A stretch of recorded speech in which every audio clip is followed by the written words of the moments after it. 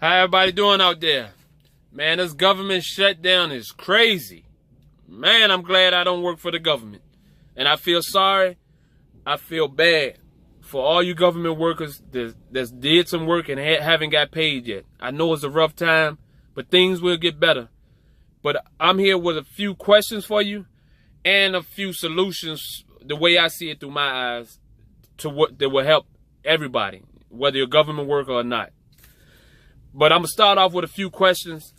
Like, would you have done anything different knowing that the government was going to shut down? Would you have spent less on Christmas, save more, things of that nature to supplement the time that you're not getting paid? Would you go and take out a loan to help cover those expenses that you have until you get until you get your check? I know to me that's kind of iffy, because even though you're helping yourself get out of a bad situation, you're actually putting yourself back in one, because once you start getting paid, then you've made another bill for yourself. But that's just a question. I mean, some people have to do it. If you don't, I wouldn't advise it, because then more bills mean more money coming out your pocket, and that's never good.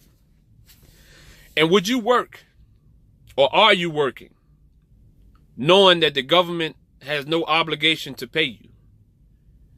For them to say that they may pay you for the work you've done is the part that'll make me back away. Now, I understand people got careers and jobs with the government. They can't just up and leave and go get another job, especially when they've been there for so many years. I understand all that. I wouldn't up and leave neither. But when you put it in between a rock and a hard spot, those are the toughest decisions. And I know some of you might be in this spot where you have to make that decision. Like, have it ever occurred to anybody? What if the government completely shut down? How would you be able to provide for your family then?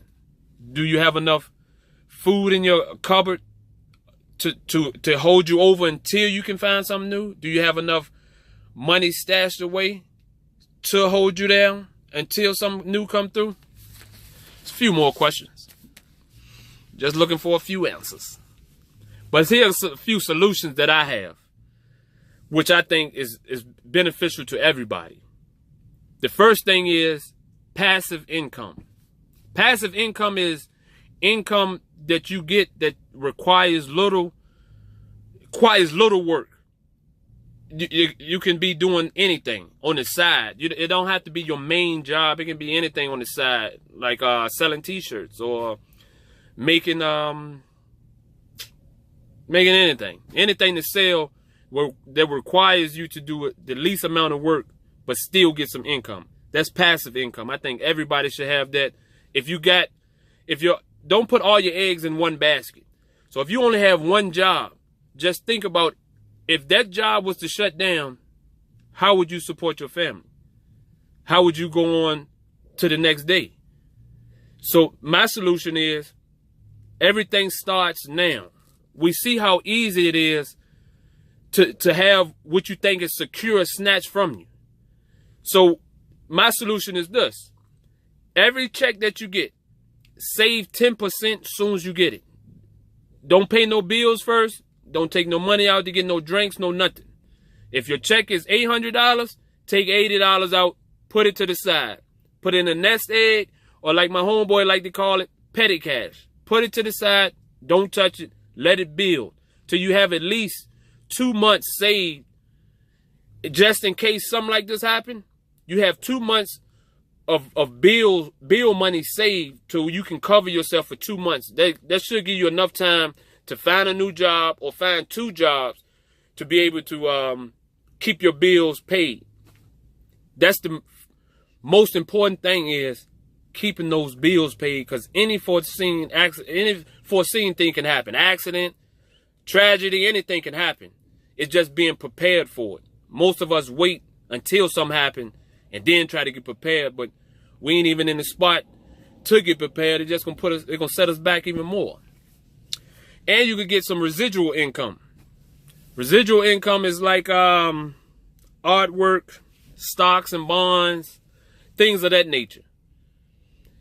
Artwork, you gotta Gotta be well versed in it. You know, you don't want to go out there and buy any kind of artwork. Anything that you're trying to do anyway, you should put some kind of research in it.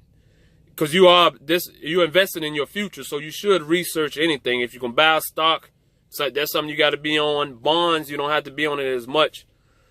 Artwork is something that you need to know before you've been bought a dud. And keep your debt low. Most people have their income is almost wiped out by their bills.